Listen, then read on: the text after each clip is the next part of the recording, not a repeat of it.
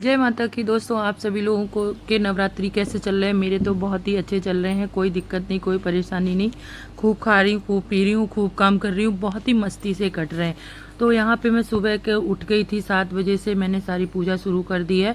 7 बजे पूजा करने का सबसे पहला काम होता है कान्हा जी के लिए को नहलाना धुलाना, उनका सारा काम करना। फिर इसके बाद में मैं अपनी पूजा शुरू करती हूँ। तो मैंने आज मैक्सी डाली थी क्योंकि सूट पहन मुझे और भी सारे काम करने थे, तो मैंने कहा सूट मैं बाद में पहन लूँगी। सबसे पहले मैं मैक्सी पहन के भगवान जी को सारे काम कर लेती हूँ। पूजा कहीं दोबारा नहाना ही पड़ जाता है, तो इसीलिए साथ झाड़ू पोछा करो या कुछ काम करो तो फिर दोबारा नहाना पड़ जाता है।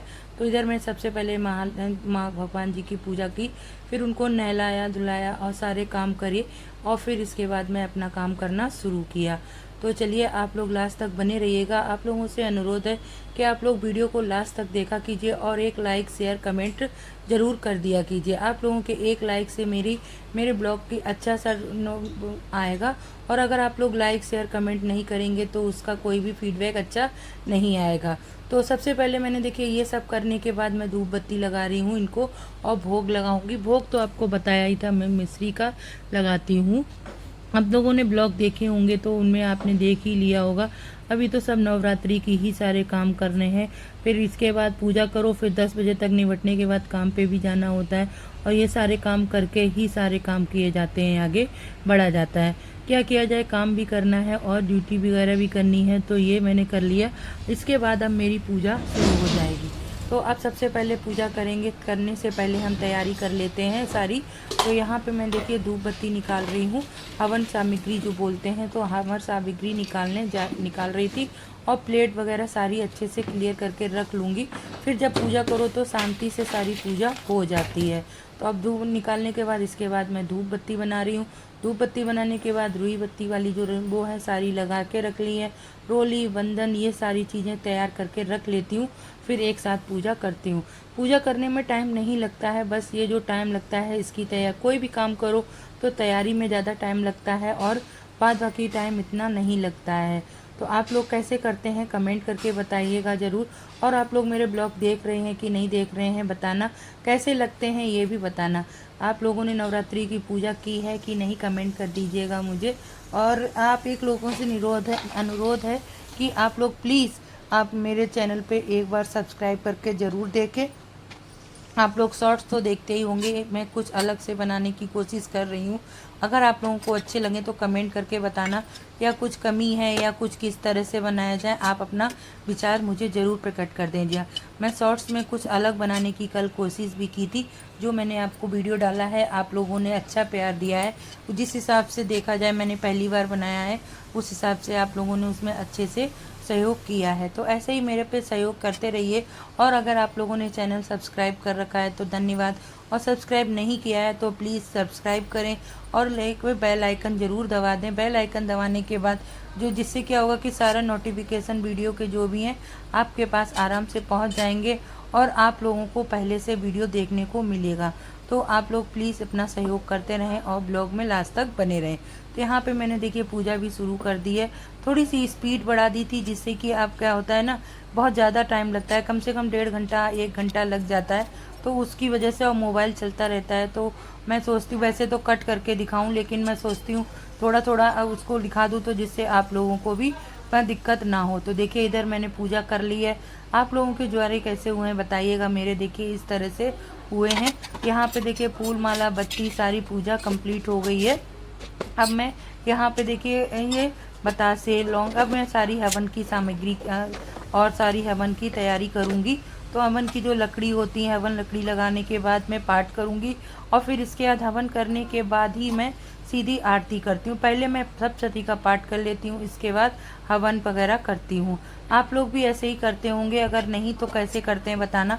कल शिल्पी भाभी भी बता रही थी कि पाठ कुछ इस तरह से किया जाता है, मुझे तो नहीं मालूम है। मैं तो सिर्फ अपने एक ही तरीके से डायरेक्ट वाला पढ़ती हूँ, सीधा सीधा पहले जो उसमें लिखे हुए हैं वो पढ़ती हूँ, और फिर इसके बाद में ये जो पाठ होता है पाठ करती हूँ। इसके बाद क्षमा याचना जो भी है उसमें लिखा हुआ है बस उसी तरह से मैं जानती हूँ, मैं उसी तरह से करती हूँ। अगर कैसे करना चाहिए मैं अब देखो भाभी से पूछ लूँगी तो वो मुझे बताएंगी, तब मैं उसी तरह से पूजा किया करूँगी। चलिए हो गई, यहाँ पे मैं पाठ करने के बाद फिर मिलती हूँ। तो देखिए यहाँ पे मेरी पूजा हो गई है, इस तरह से मेरी पूजा कंप्लीट हुई है। इस तरह से मैं करती हूँ। आप लोग भी माता रानी के दर्शन कर लीजिए। कैसी लग रही है मेरी मैया आप लोग बताइएगा।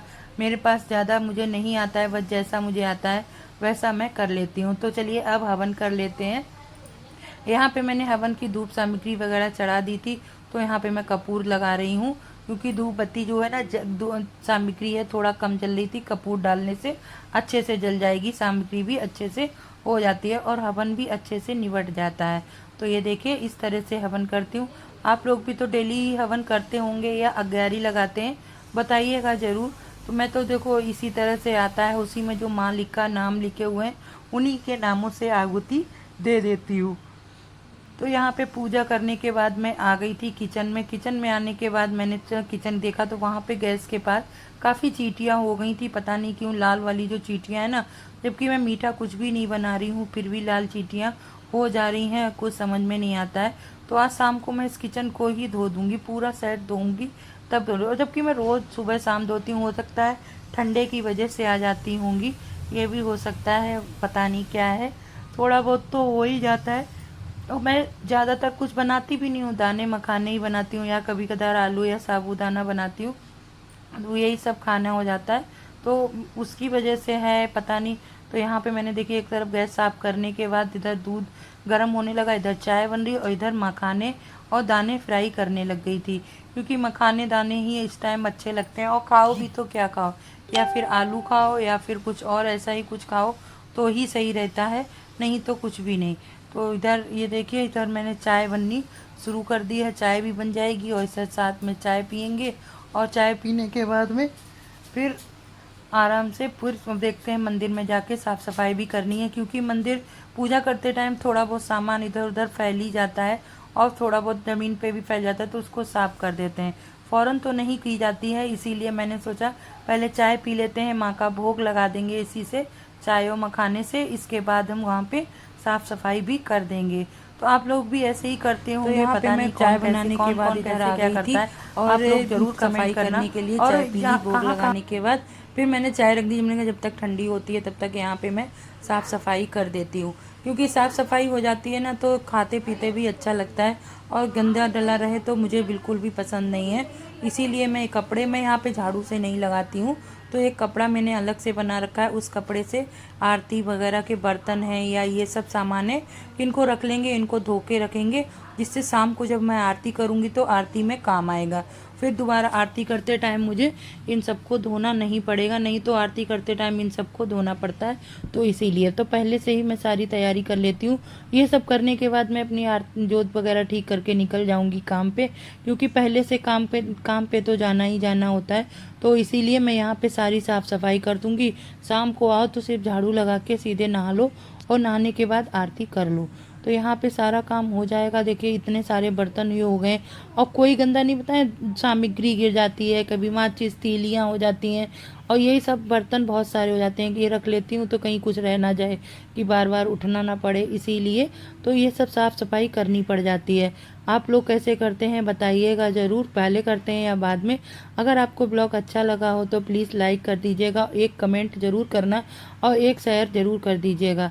चैनल को सब्सक्राइब करें और एक बार ये ज़रूर बताना कि आप लोग मेरे ब्लॉग कैसे लग रहे हैं, आप लोग देखते हैं कि नहीं, आप लोगों ने नवरात्रि के व्रत रखे हैं या नहीं रखे हैं। आप लोग अच्छा एक बार बता दीजिएगा, कन्या किस दिन करेंगे और किस दिन व्रत खोलना है, ये ज़रूर बता दीजिएगा, क्योंकि लोग बोल रहे हैं बुध को नौमी है तो व्रत बृहस्पति को खुलेगा या 10वीं को खुलेगा या 9वीं को खुलेगा, मुझे नहीं मालूम है।